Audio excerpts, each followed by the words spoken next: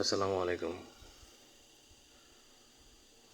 ওয়ালটনের orbit Y21 মডেলের যে ফোনটা আছে, এ ফোনে একটা ফ্যাটাল প্রবলেম আছে। সেটা হচ্ছে র্যাম ম্যানেজমেন্টকে ঘিরে। সমস্যাটা হচ্ছে যে মেইন প্রবলেম হচ্ছে এখানে, এই যে এখন আপনারা দেখতেছেন আমার র্যাম 1.79 GB অ্যাভেলেবেল দেখাচ্ছে, কিন্তু এটা কিন্তু যখন ফোন বন্ধ থেকে বুট করা হয়, মানে চালু করা হয়, তখন এটা প্রায় 2.60, মানে 2.5 জিবির উপরে ফাঁকা থাকে। আর এখানে এমনি মানে ফিজিক্যাল র্যাম বা original primary random access memory বা র্যাম, সেটা মাত্র 2 জিবি, কিন্তু এখানে আবার জেড র্যাম বা ভার্চুয়াল র্যাম বা সোয়াপ যেটাই বলেন, ওইটা হচ্ছে 2 জিবি এক্সট্রা। মানে ওটা ইন্টারনাল থেকেই নেয়। সরি, ওটা ইন্টারনাল না, ওটা একটা বিশেষ সিস্টেমে, ওটা পরে একদিন ব্যাখ্যা করব।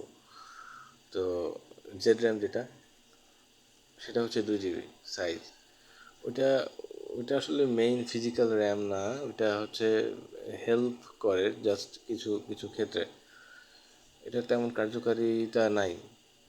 যখন এখানে যেটা আমরা সমস্যা দেখি, যখন আপনি বুট করবেন, মানে রিবুট দিবেন, ফোন চালু হবে, তখন দেখা যায় যে অনেক স্পেস খালি থাকে, কিন্তু ধীরে ধীরে এটা ডিক্লাইন করতে থাকে, আস্তে আস্তে কমতে থাকে, আস্তে আস্তে রোড হতে থাকে। একটা পর্যায়ে আমি নিজে দেখেছি যে 600 MB ফ্রি এখন যেরকম দেখাচ্ছে যে 1.79 GB অ্যাভেলেবেল, তখন থাকে দেখা যায় যে 500 মেগাবাইট অ্যাভেলেবেল, আবার 600 মেগাবাইট অ্যাভেলেবেল, মানে 1 জিবির নিচে চলে আসে একা একা। তো এই সমস্যাটা নিয়ে আমি বেশ অনেকবার বলা যায় 100 বারের বেশি হবে, মানে কম করে হলেও 100-150 বার আমি ওয়ালটনের বিভিন্ন গ্রুপে, ওয়ালটনের যে অফিসিয়াল গ্রুপ আছে, তারপরে অফিসিয়াল পেজ আছে, সব জায়গায় কোনো জায়গায় বাদ রাখি নাই ওদেরকে ইনফর্ম করতে। ওরা কোনো ধরনের ওটিএ আপডেট দেয় না। এটা আসলে ওটিএ আপডেট একটা দিলেই ঠিক হয়ে যেত, কিন্তু ওরা এটাকে মনে হয় সমস্যাই মনে করে না। কিন্তু যেটা হয় যে যখন আপনার এই যে এখন আমার যে অবস্থায় আছে, 1.70 ধরি, যখন এটা আস্তে আস্তে করে 1.3 বা 1.1, 1 জিবির নিচে অ্যাভেলেবেল যখন হবে আর কি, র্যাম ভরতে ভরতে একা একা ভরতে থাকে, তখন ফোনটা ল্যাগ করা শুরু করবে, হ্যাং করা শুরু করবে, স্টাটারিং শুরু করবে। তো এই ফোন,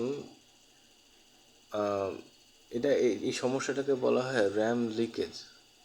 যেটা হয় কোনো একটা সিস্টেমের মধ্যে হোক বা যে কোনো একটা সফটওয়্যার, মানে যে সমস্ত আননেসেসারি বা ক্যাশ ফাইল গ্যাদার করে, সেটা ব্যবহার করা থেকে বিরত থাকলে বা বন্ধ করে ওই অ্যাপ্লিকেশন ক্লোজ করলেও দেখা যায় ও অটোমেটিক্যালি সেগুলো ক্লিয়ার করতে পারে না, জমতে থাকে। তা জমতে জমতে দেখা যায় যে এই আমার কমতে থাকে, র্যামের জায়গা কমতে থাকে এবং ফোন স্লো করতে থাকে, একটা পর্যায়ে জিরো হয়ে যাবে, এরকম অবস্থা হয়।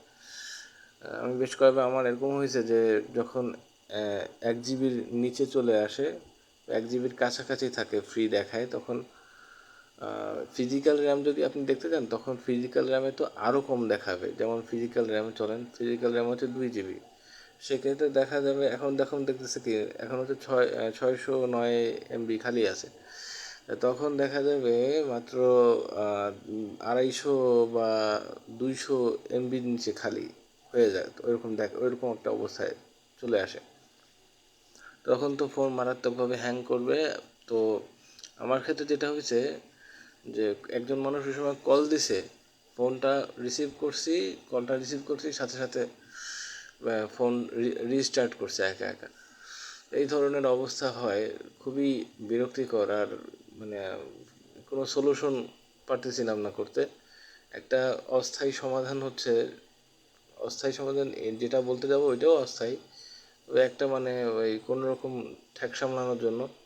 সেটা হচ্ছে আপনার যখন ভরে যাবে, মানে জায়গা যখন দেখবেন অনেকটাই অকুপাইড হয়ে গেছে, ওই অবস্থাতে আপনি মনে করেন যে 7 দিনে একবার ফোন রিস্টার্ট করলে বা 4 দিন পর পর যদি আপনি রিস্টার্ট করেন ফোন, আপনার মানে বন্ধ করে চালু করলে আপনার আবার ফ্রি হয়ে যাবে, আবার আপনার স্পেস ফ্রি হয়ে যাবে অটোমেটিক্যালি।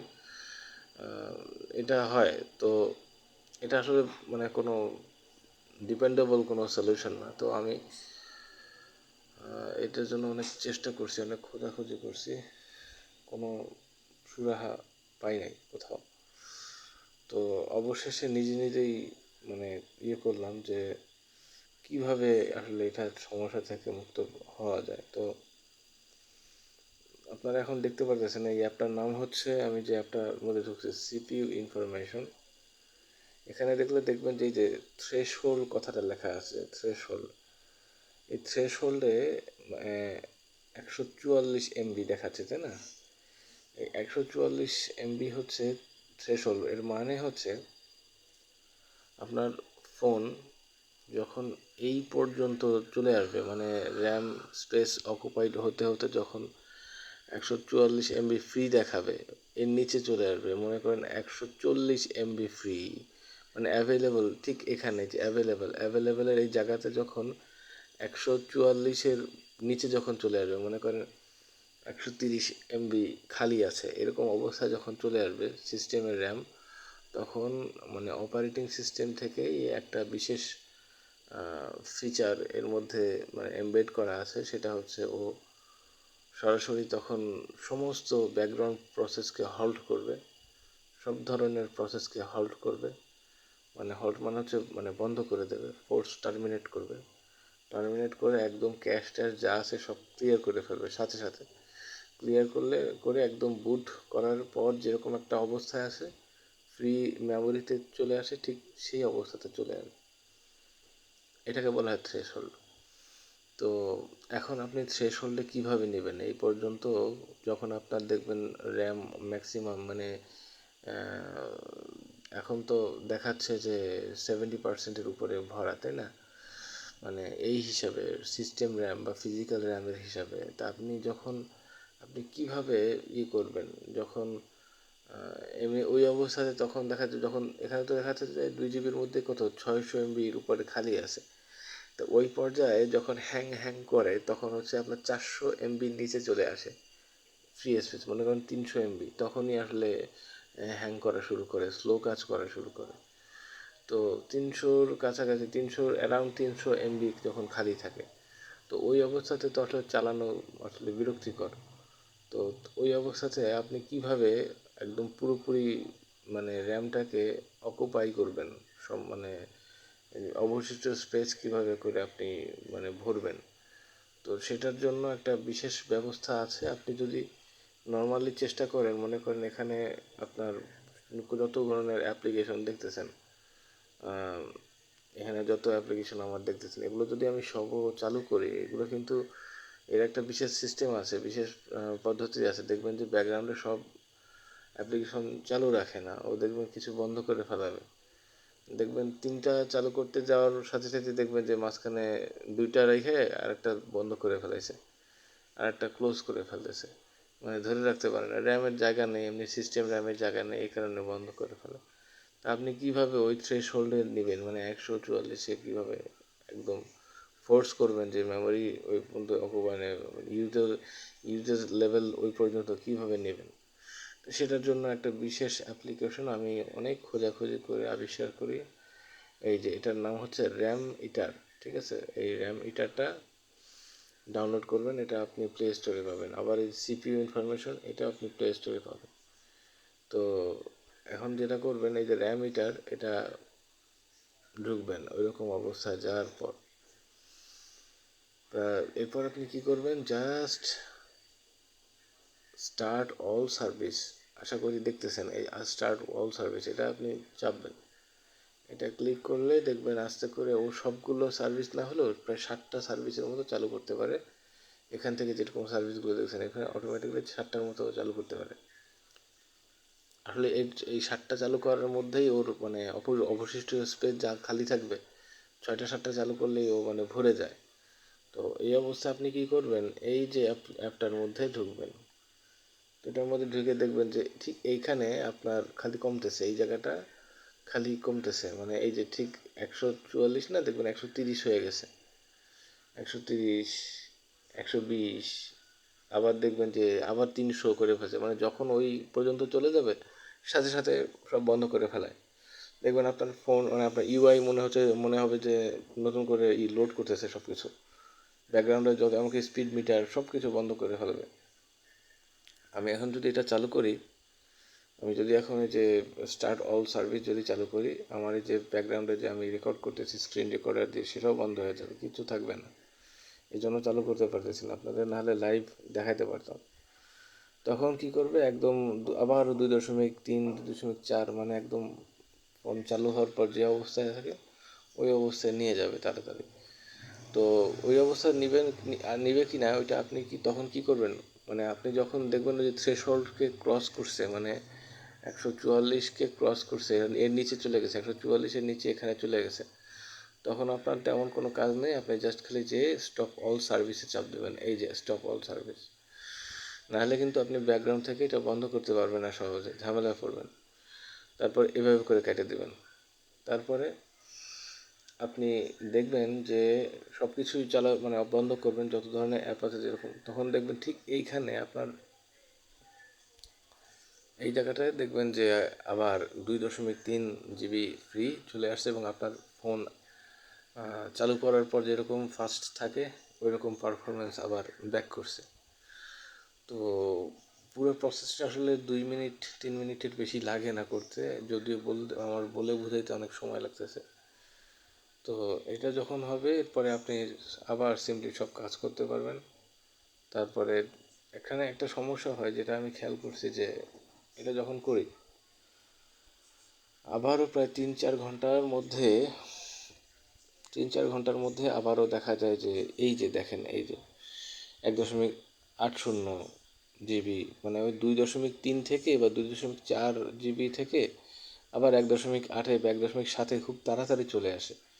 এটার একটা কারণ হতে পারে যে মানে আমাদের যে সমস্ত থার্ড পার্টি অ্যাপ্লিকেশন আমরা যেগুলো ডাউনলোড করে ইনস্টল করছি, যেমন আমি এই যে এখানে যেগুলো দেখতেছেন এগুলো যেমন আমি ইনস্টল করছি, এগুলো সম্ভবত ক্যাশ ধরে রাখে ওইটার সাইজ সম্ভবত, কারণ ওইটা যখন আবার রান করে, ওই রান করার পরপরই ওই যে আপনার এই পর্যন্ত স্পেস অকুপাই করে, এগুলো ধরে নেয়। তো হতে পারে সেগুলোর কারণে আমি ঠিক করতে পারতেছি না। আমি বেশ অনেক কিছুই করছি, মানে ফোন তো রুট করা না, আসলে রুট করলে অনেক কিছু করা সম্ভব।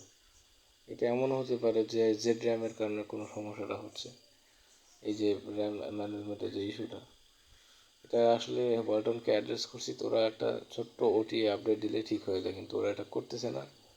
হয়তো এটার পিছনে আর ওরা কোনো কাজ করবে বলে মনে হয় না। এটা এই পর্যন্ত এখানেই শেষ, হয়তো ডেড এন্ড। আর আপডেট হয়তো আমরা কখনো আপডেট হয়তো দেখবো না, এই পর্যন্তই হয়তো শেষ। তা এটা আমরা মানে সলিউশন পাবো না। এমনি ওভারঅল ফোনটার সব পারফরমেন্স অন্য সব কিছু ভালো, শুধু এই জায়গাটা আসলে খুবই দুর্ভাগ্যজনক আমাদের জন্য। তো এরপরে আপনি যখন এরকম দেখবেন যে স্পেস ফ্রি হয়েছে, তখন থেকে আপনারা আবার কাজ করতে পারবেন, আবারও হবে 3 দিন 4 দিন 5 দিন পর, তখন আবার এটা করতে হবে। তো এখানে একটা ব্যাপার আছে, মজার একটা ব্যাপার দেখাই। যখন আমাদের ফোন চালু হয়, চালু করার পর আপনি ঠিক এইখানটাতে আপনি এখন যেমন দেখতেছেন 600, মানে ওইটা করার পর আমি যেটা বললাম, ওই যে র্যামিটার থেকে ওই কাজ করার পর প্রায় 700 MBর মতো খালি দেখাবে। তখন কিন্তু খালি এমটি স্পেস 700 বা 800 দেখাবে, ঠিক আছে, 700 বা 800টা, ওই 800 বা 700টাই দেখাবে। এই 700 MB এটা কিন্তু ঠিক আপনার ফোন যখন চালু হয় ওই অবস্থাতেই থাকে। আর আমার কিন্তু আমি 2 দিন আগে করছি, এখনও কিন্তু এটা কমে নাই, দেখছেন। তার মানে এটা হচ্ছে মানে ফিজিক্যাল র্যামে যে ফিল করতেছে, ওই ফিজিক্যাল র্যাম থেকে আপনার মানে সেই করতে পারতেছে, মানে খালি করে নিতে পারতেছে। যেখানে 300 MBর মতো থাকে ওইটা ক্লিয়ার করে এই পর্যন্ত রাখতে পারতেছে। মানে এটা একটা সাকসেস যে মানে ফিজিক্যাল র্যামটাকে অন্তত ফ্রি আপ করতে পারে, যার কারণে যদিও যদিও আপনার এখানে 1.7 অ্যাভেলেবেল দেখাচ্ছে, এই ফিজিক্যাল র্যামের এখানে 600 MB বা 700 MB খালি থাকার কারণে আমার সব কিছু স্মুথভাবে পারফর্ম করবে। মানে আপনার যদি ওই জেড র্যাম যদি পুরো খালিও থাকে, আসলে আপনি পারফরমেন্সে কোনো সিগনিফিক্যান্ট চেঞ্জ আপনি দেখবেন না। মেইন হচ্ছে আপনার এখানে ফিজিক্যাল র্যামটাকে খালি রাখা, বুঝতে পারছেন? আমার কাছে মনে হয় যে এই যে কোনোভাবে যদি রুট করে এই যে জেড র্যাম বা যে ভার্চুয়াল 2 GB র্যাম আছে, এটাকে যদি কোনোভাবে বন্ধ করা যেত, হয়তো সমস্যা সমাধান হলেও হতে পারে, আল্লাহ ভালো জানে। তো আমি রুট করতেছি না, এসব ঝামেলা, এগুলো ম্যাজিস্টিক নাকি জানি সফটওয়্যার আছে, সেগুলো দিয়ে ঝামেলা করতে হবে, ফোন ব্রিক হয়ে যাওয়ার সম্ভাবনা আছে, বিভিন্ন কিছু হতে পারে। তারপরে এই যে ওয়ারেন্টির কথা বাদ দিলাম, এটা ওয়ারেন্টি আমার শেষ হয়ে গেছে। তারপরে আমি আসলে মেইনলি চাচ্ছিলাম যে এই সমস্যাটার মেইন সোর্সটা জানার জন্য, যে আমি খেয়াল করছি যে এটা আমাদের থার্ড পার্টি কোনো সফটওয়্যার না, এটা ইন্টারনাল অ্যান্ড্রয়েড ওএসের মধ্যে কোনো প্রবলেম, ঠিক আছে? তো এই প্রবলেমটা, এই সমস্যাটা ফাইন্ড আউট করার জন্য আমি এমনকি আমার লিনাক্স মেশিনে করছিলাম, এটাকে বলা হয় কি এডিবি ড্রাইভার ইনস্টল করে, মানে এডিবি কমান্ড দিয়ে দেখার চেষ্টা করছিলাম, কিন্তু অনেক সময় সাপেক্ষ ব্যাপার, সময় দিতে পারিনি, আমি এখন ভীষণ ব্যস্ত। আমার সামনে ইচ্ছা আছে যে এই সমস্যাটাকে আসলে ফাইন্ড আউট করা, যে কোন কারণে, কোন সমস্যাটার জন্য আসলে কোন অ্যাপ্লিকেশন বা কোন সার্ভিসটা এইভাবে মানে স্পেস অকুপাই করতে থাকে, জায়গা ধরতে মানে আটকাইতে থাকে, র্যাম খাইতে থাকে। এটা আসলে জানা খুব ইচ্ছা স্পেসিফিকভাবে। আর ওয়ালটনকে আসলে কি বলবো জানি না, তাদেরকে আগেও অসংখ্যবার বলছি, শতবার সহস্রবার হয়তো বলছি, তাদের কানে কর্ণকুহরে আমার এই 8G, আমার মতো আরও হাজার হাজার মানুষের এই যে আবেদন, সেটা হয়তো তাদের কর্ণকুহরে পৌঁছায় নাই, বা তারা গুরুত্ব দিচ্ছে না, অথবা তারা সেই পুঁজিবাদী নীতির দিকে আগাচ্ছে যে এটার তো মানে শেষ, এটা তো মার্কেট আউট হয়ে যাবে কয়েকদিন পর, এটার পিছনে কাজ করার প্রয়োজন নেই, এখন নতুন ডিভাইসের পিছনে কাজ করবে, এরকম কোনো চিন্তা ভাবনা, আল্লাহ ভালো জানেন। তো ভিডিওটা এই পর্যন্তই। যারা সাফার করতেছে তাদের একটু সাহায্য, একটু উপকারের জন্য এই লম্বা ভিডিওটা করা, প্রায় 18 মিনিট হয়ে গেছে। তো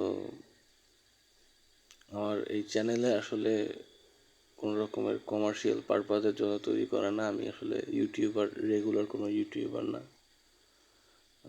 জাস্ট এমনি মানে পার্সোনাল কিছু মানে জিনিসপত্র সেভ করে রাখার জন্য মাঝে মধ্যে কন্টেন্ট এটা ওটা আপলোড করি, সেগুলোতে দেখি মানুষ আবার ভিউ করে ফেলে। তো আমার আসলে এই ধরনের এক্সপেকটেশন নাই যে আমার অনেক সাবস্ক্রাইবার হবে বা ফলোয়ার হবে।